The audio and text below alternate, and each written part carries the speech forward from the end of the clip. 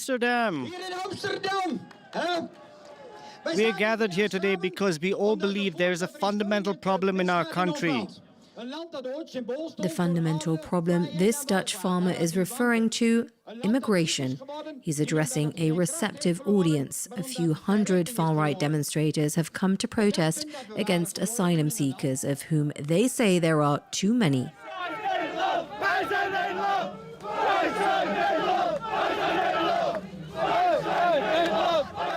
The Netherlands is full. Because of asylum seekers, I no longer dare to go out alone at night.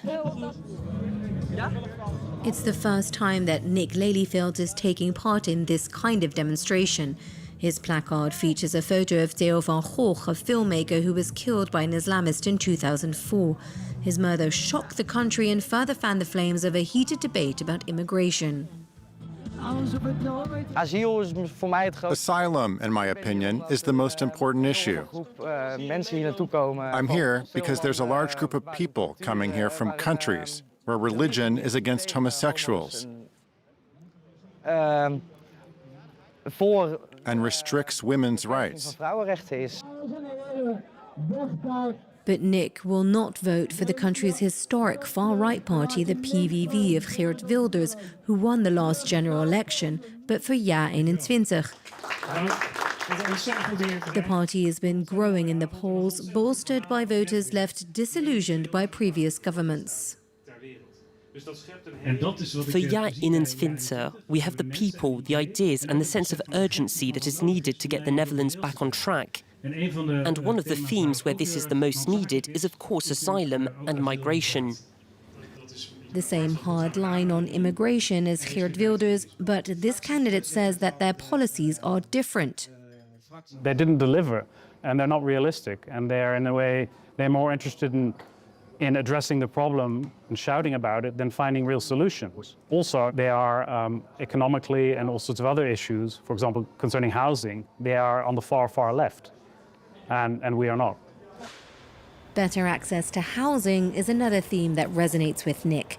The day after the anti-immigrant protest, we meet in the small town where this 26-year-old ground worker still lives with his parents. The Netherlands has a housing shortage of 400,000 homes. People my age are kind of fed up. The housing market is wrecked and healthcare is wrecked. And you see all these extreme things happening. That girl who was murdered, that's not good. Nick is referring to the tragic murder last summer of a teenage girl while she biked home after a night out in Amsterdam.